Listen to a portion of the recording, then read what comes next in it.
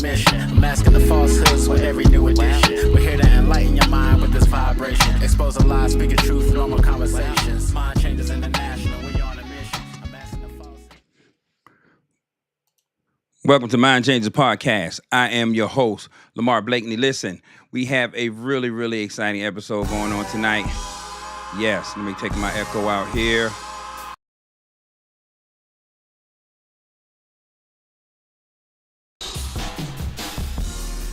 Yeah, I ran into some technical issues coming into this podcast tonight, but listen, y'all, I'm feeling good.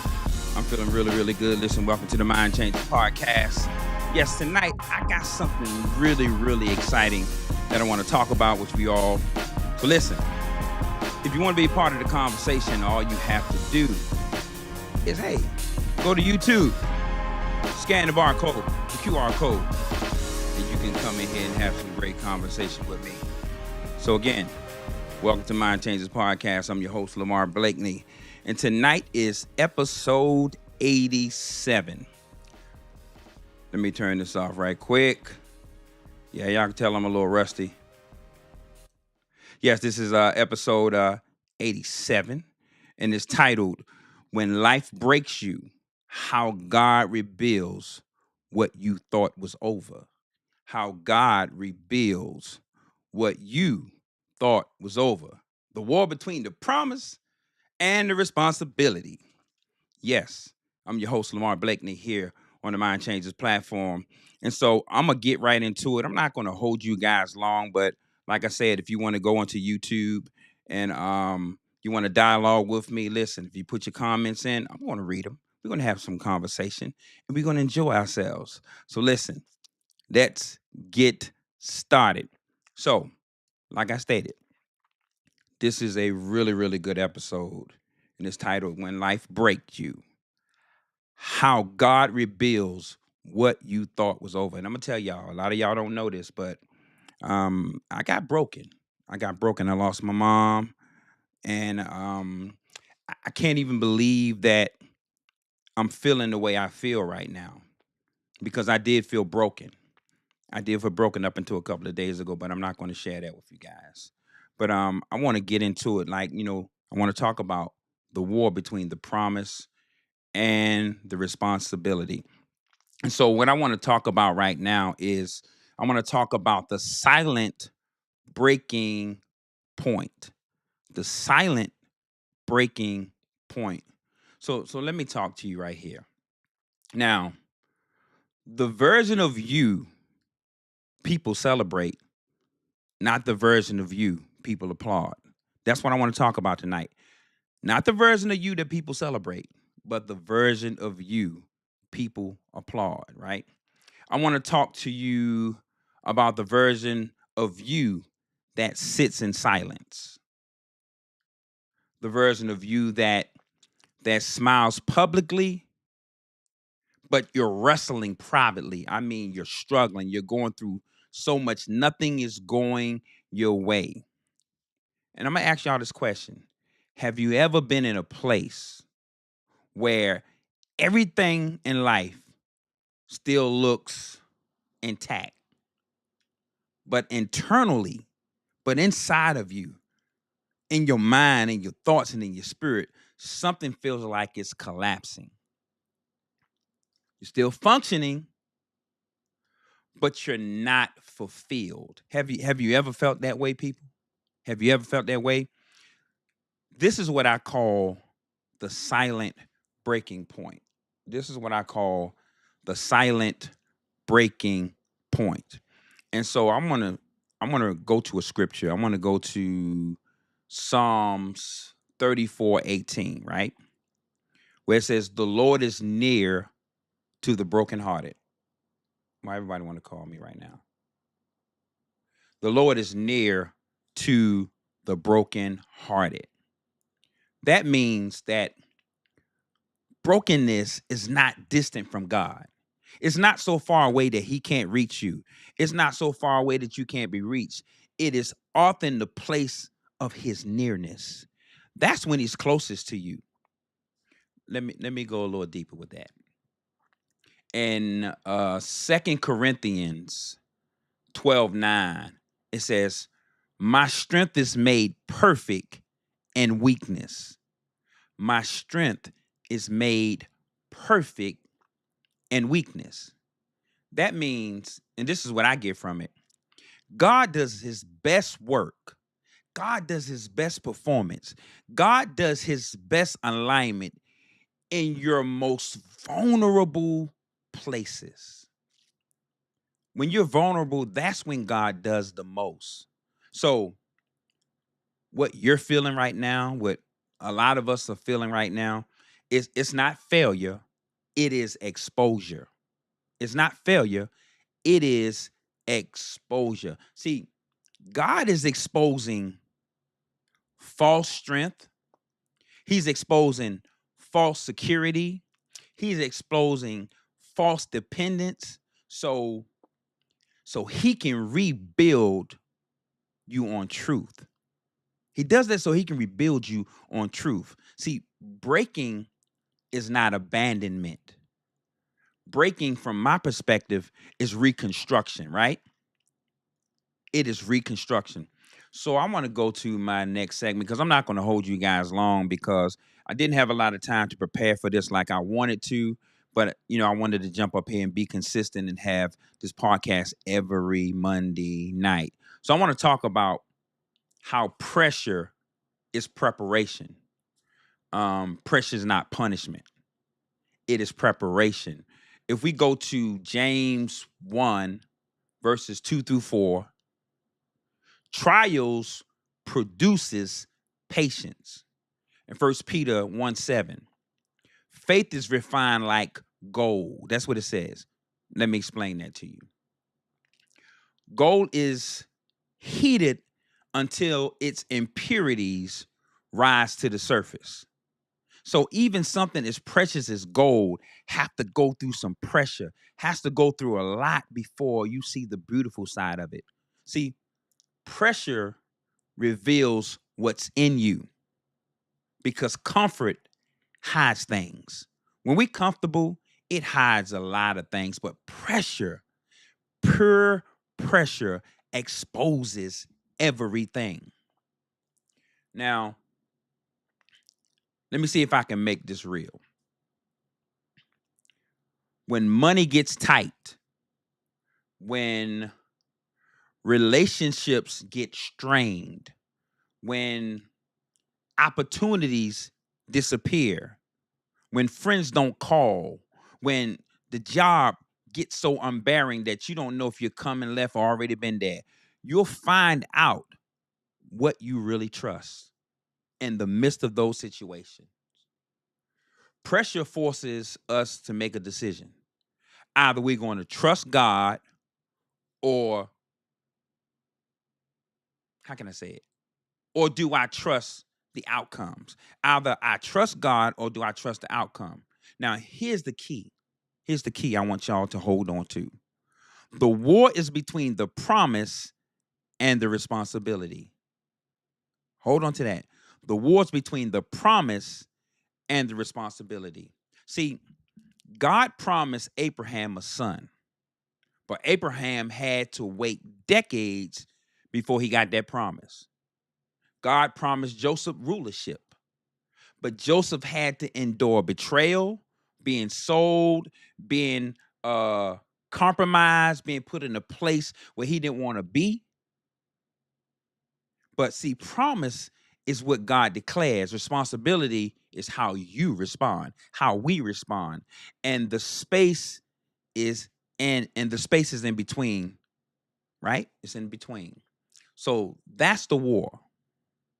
So let me see if I can break this down.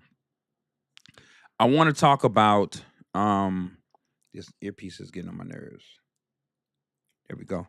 I want to talk about control is the hidden idol, right? Control is the hidden idol. See, control makes us feel safe.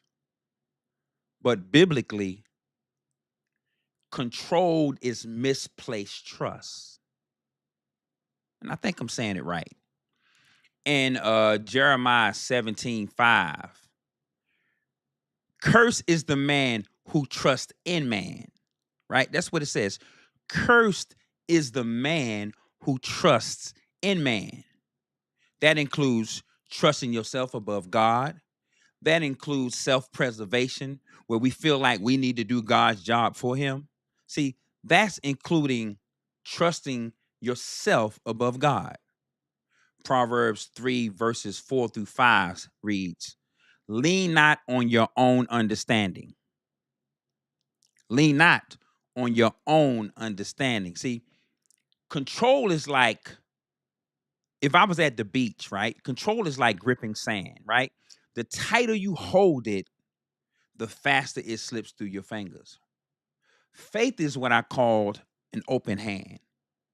It's called an open hand. And in Matthew 6:26, God feeds the birds, right? Provision flows where trust exists. We are the only creatures on the planet that have to pay to live here.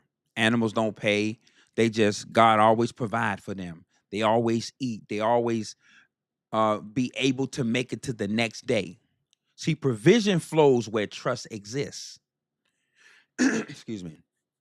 So control is a response to pain. Control is a response to pain.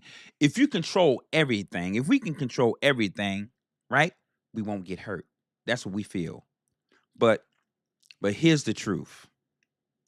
Here's the truth. Control protects you from pain, but blocks you from purpose. What you're trying to control is controlling you. See, God cannot guide what you refuse to release. God cannot guide what we refuse to release. We cannot hold on to control and walk in faith. We cannot hold on to control and walk in faith. So this is a conviction moment right here. The war, the promise versus responsibility. Now I want to go deep on this. Yesterday, I heard a powerful word from Bishop Mark Talbert, the presiding prelate of Mount Calvary Holy Churches of America. He was at our church, and he preached a powerful message. The message was titled, "It's God's battle, but it's your move." And so, Bishop Talbot, if you don't mind if I steal this for a moment, I want to talk about this a little bit. He said, it is God's battle, but it's your move. And he used 2 Chronicles as an outline, right? 2 Chronicles 20:15. It says, the battle is not yours, but it's God's. But notice this. They still had to position themselves, even in this battle. They still had to position themselves. And he was talking about Jehoshaphat, how these armies was coming up against him. And my wife preached this on Monday, Thursday, how all of these armies was coming up against him. And instead of him going to battle, instead of him trusting his own strength, instead of him trusting his army, instead of him trusting his strategic plans, he decided to enact worship. And he sent worship before the battle. He sent worship out before the trouble. And God came up against those enemies. And so when he preached that message, that was a powerful illustration on we need to let God fight the battles, but the move is ours. So let's go to Abraham. I want to talk about Abraham, right? God gives Abraham Isaac. He gave him a promise. Then he tested him, which I used to think that this was really wrong of God. But it's a lesson in this. It wasn't bad. You know, this is not punishment. This was for Abraham proving when God is asking. So do you trust me more than what I gave you? Because that's what God was asking Abraham. Do you trust me more than what I gave you? Do you trust me over this promise named Isaac? Do you trust me over this boy is going to create generations upon generations and your name will be great? And Abraham had to do something that most of us wouldn't do, right? So let me ask you this. Are we willing to kill our promise? The things that we pray for, the things that we got on our knees and cried out to God for, the things that we finally got, are we willing to release it to God? See, most people don't have a promise problem. They have an ownership problem. They don't have a promise problem. They have an ownership problem. So let's picture this. Abraham got this promise that he's going to have this young man named Isaac, right? He wait for decades before this young man is born. Then God tells him, I want you to kill this promise. Now I want y'all to focus on this. I want you to kill this promise. Not only do I want you to kill this promise, I want you to build an altar to kill it on. So Abraham had to take this boy, this son that he loved, this promise that God gave him, this gift. Not only is he going to take the promise to the high mountain to kill it, but he's going to make the promise carry the wood. How cruel of Abraham to take his son on a journey, to take his promise on a journey, and the promise don't know he's about to kill it. And then he gets there and he builds this altar. And I don't know if Isaac helped him, but he built this altar. And he laid his son on his altar. Now, I'm going to tell you, that was a promise that didn't even try to fight back. Because I know if my daddy had took me and put me on an altar, and I know it was no other sacrifice around, and I asked him where the sacrifice was, and Abraham told his son, God will provide, I'll be looking at my daddy like, okay. Now, I know God can provide, but I don't see no sacrifice. I'm the only person here outside of you. But Abraham believed God so much that he laid his promise on the altar. And this is what we need to practice on laying our promises on the altar. Because that is a release. That signifies that we are surrendering to God. And in that moment that Abraham was about to kill his promise, this ain't a new story. It's an old story that's been told hundreds of times. The ram in the bush shows up. It didn't show up why Abraham had to be faithful. It didn't show up why Abraham told his son that God was going to provide. It didn't show up when Abraham had the faith to leave where he was at, take the promise, put it on the altar and killed it. It showed up. God showed up at the surrender. When he drew back his hands, God knew he had fully surrendered to the assignment to kill the promise. See, before Abraham left, provision was already there. But it was revealed through his obedience.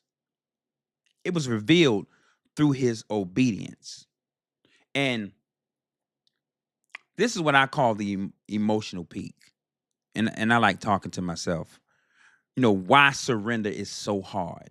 Yeah, Abraham did that, but surrender is tough.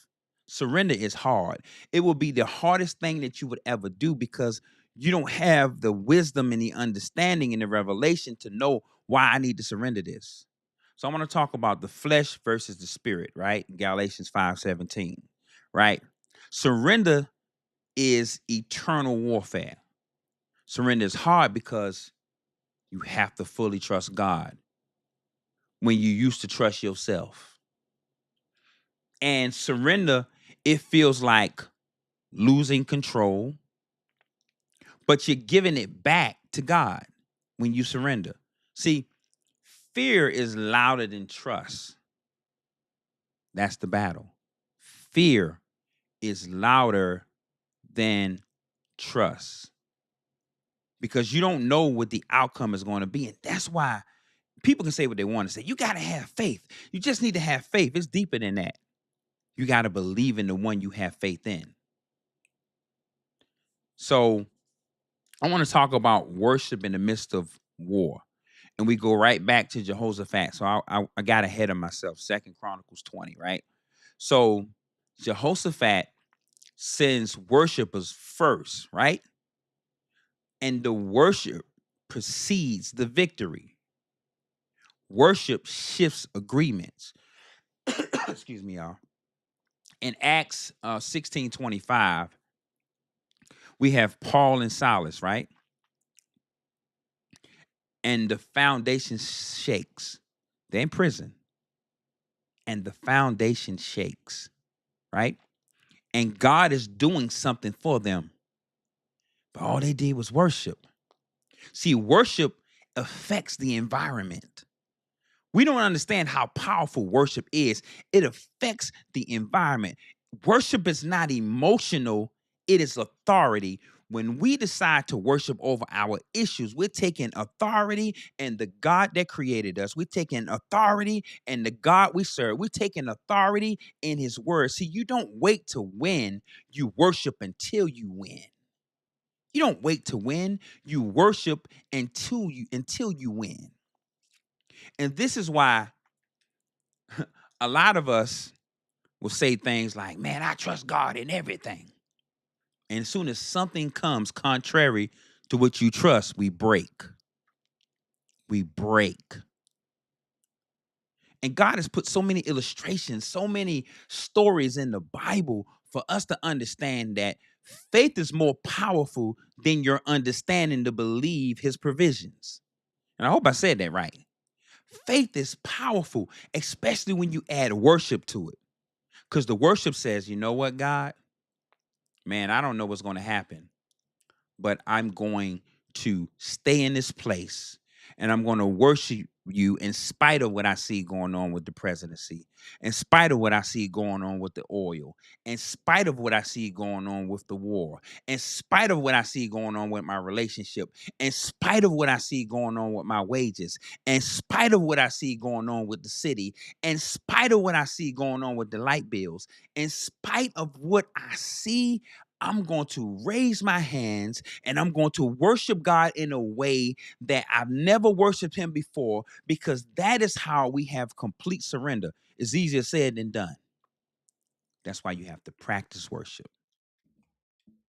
So we have to execute a plan. Like I said, I wasn't going to stay up here long because I jumped on this message today. Didn't really have a lot of time to prepare like I wanted to, but I'm going to be consistent with me being on this podcast. And I miss my buddy. I know he's watching it right now. I miss him. I'm going to chain him up. I'm going to put him in the back and put a microphone in his mouth, and y'all going to hear from Sean. That's what I'm going to do. I'm going to chain that joker up.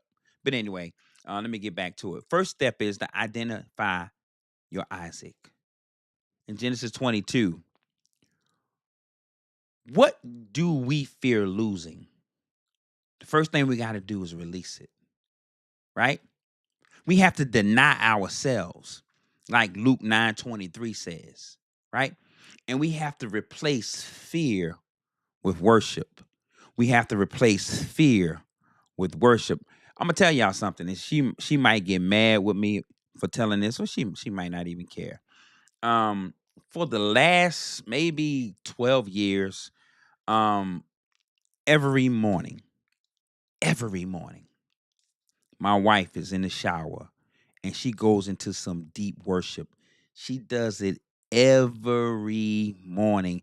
I have not seen her miss a morning yet. And when I say she goes into worship for people. I hear her call people names. She's praying for people at a job. She's praying for people who lost their jobs. She's praying for people who are sick. She's praying for people who are perfectly healthy. She has a heart for worship. She has a heart for ministry, and she has a heart for God.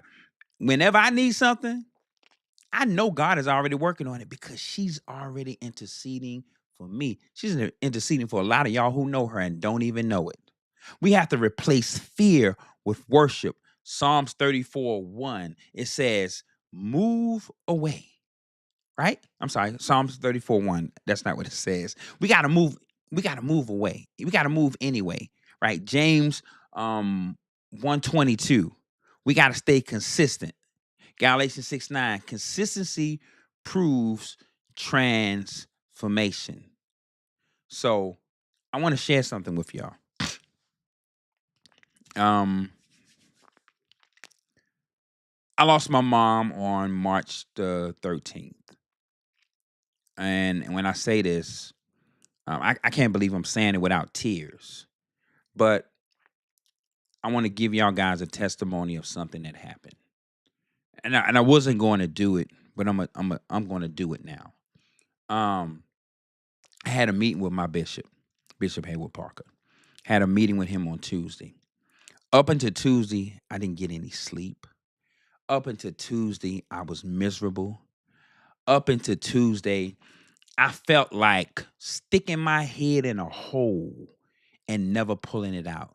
Because I done lost the greatest thing God has given me outside of a wife and children, my mother. I lost her. She died in my arms. I was born in hers, and she died in mine's. In mine. I speak better than that, y'all. She died in mine. And I went to his office. We had a very good conversation, constructive conversation, because we have that relationship. And something happened, and I want to share this with y'all. A lot of people don't believe in the transferring of the Holy Spirit. Let me tell you, it is real. It is real. So in his office, we're about to exit. You know, we're sharing our compassion for a bishop and elder. Hey, I love you, man. I love you too. And this man hugs me in a way my father, my birth father, has never reached out his arms and hugged me before.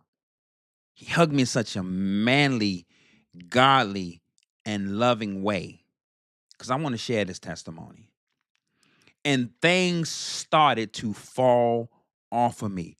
Resentment, because I'm a real person, I have for ministry.